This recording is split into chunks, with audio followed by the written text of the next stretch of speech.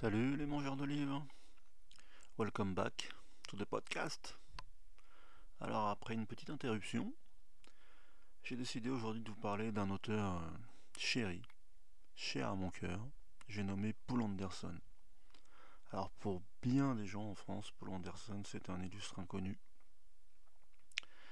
et c'est malheureux, parce que c'est un des plus grands noms de l'âge d'or de la science-fiction, et bien qu'il ait écrit pendant plus de 60 ans, et que mine de rien en France on a au moins la moitié de son œuvre qui a été traduite, eh ben il n'y a pas beaucoup de gens qui le connaissent, notre ami Poul. Alors Poul Anderson, c'est qui cet illustre inconnu? Alors comme je vous l'ai dit, c'est un pilier de la SF américaine.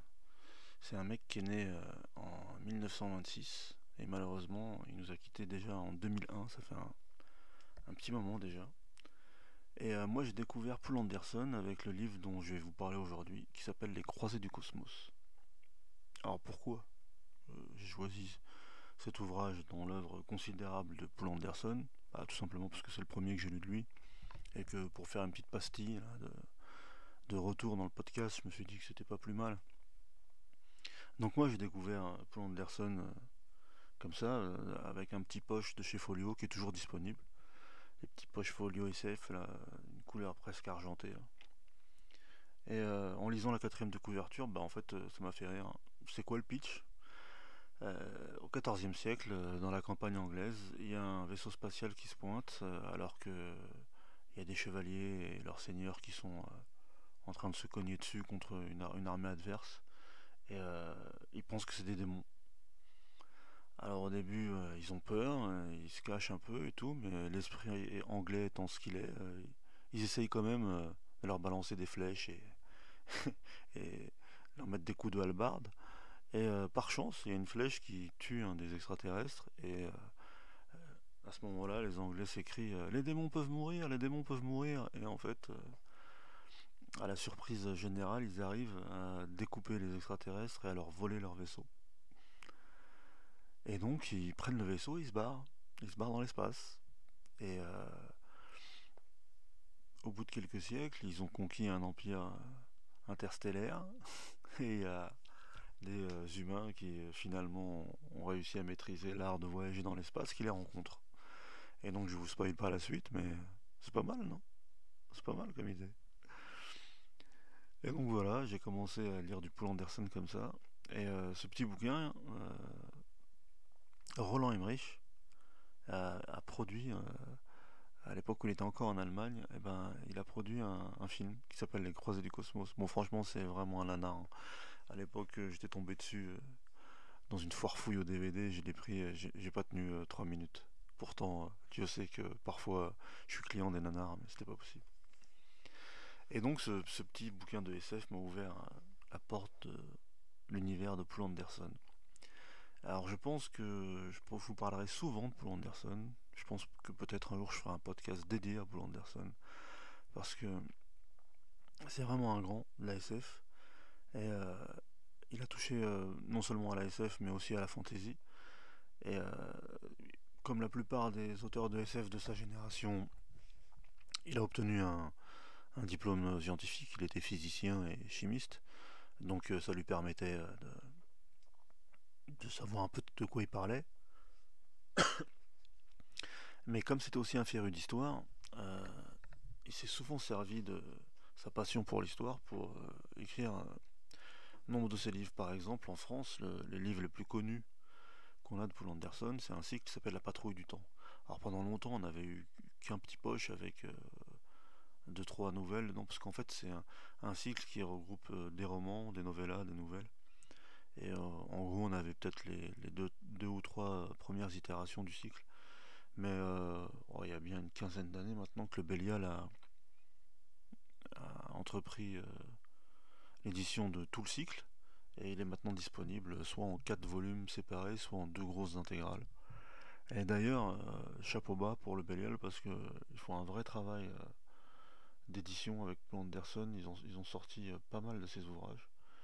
Et encore il y a un ou deux mois, ils ont sorti un inédit Le Corsaire de l'espace, en fait, pour ceux qui connaissent la série Fiction, pour les plus vieux d'entre nous, euh, ça avait paru dans Fiction en plusieurs épisodes. C'est un fix-up en fait. Moi j'avais lu que le premier bout, parce que les fictions, il faut les trouver dans les magasins spécialisés ou dans les brocantes. Et en fait j'avais lu que l'intro, il y a des années, et ça m'avait paru pas mal. Et je viens de l'acheter en fait, le Corsaire de l'espace. Donc quand j'aurai fini, je ferai un petit podcast sur notre ami le Corsaire. Et en tout cas, ce qui est bien avec Paul Anderson, donc, c'est que comme il a plusieurs cordes à son arc, et que, pardon, donc par exemple, il a écrit l'épée brisée aussi. L'épée brisée, en France, on la connaît pas. Ça a été édité par le Bélial, encore une fois, en France, il y a quelques années. Mais c'est fantastique. Ça a fait concurrence à Tolkien à l'époque où c'est sorti. C'est sorti en 54. Et c'est un must-have de la fantasy mondiale.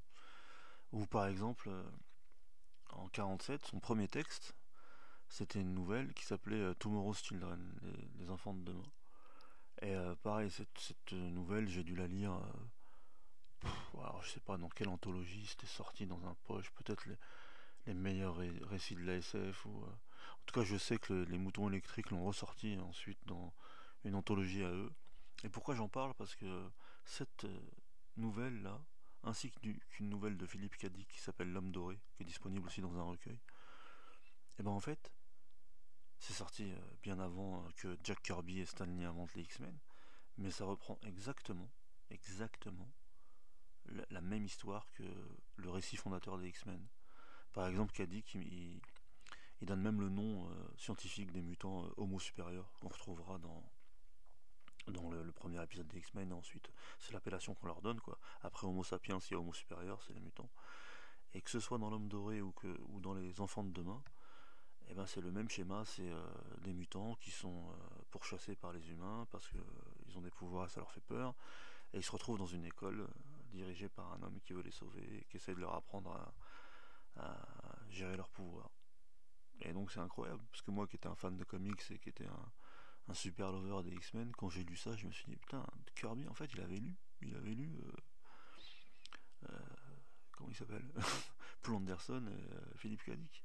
Et en fait, rien n'est jamais inédit, en fait. C'est toujours du remâchage. C'est marrant, ces influences. Et que vous dire d'autre sur Paul Anderson en peu de temps? Parce que c'était juste une petite pastille.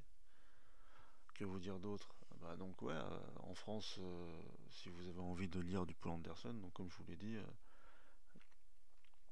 allez faire un tour sur les éditions Bélial, tout est dispo, enfin tout ce qui a jamais paru en France. Pour une autre référence au comics, c'est à Paul Anderson, il y a un bouquin de art science fiction, pour vous dire qu'il touche à tous les styles, et vraiment de la vraie art science, qui s'appelle To Zero. Et pareil, c'est sorti en Bélial aussi. Et, mais ensuite, en fait, ils sortent tous en poche. Donc si vous n'avez pas envie de mettre des 20 ou 25 euros dans des gros volumes, généralement, ça ressort chez Pocket. Et donc To Zero, bah, pour ceux qui connaissent Galactus et les origines de Galactus, bah, c'est la même chose. C'est le même scénar que l'origine story de Galactus. Et donc je me suis dit que Paul Anderson il devait avoir vachement de succès à l'époque chez les auteurs de comics, parce que franchement ça a inspiré plein de comics des origines du Silver Age. Donc je pense que ça doit vous donner assez envie de lire du Paul Anderson.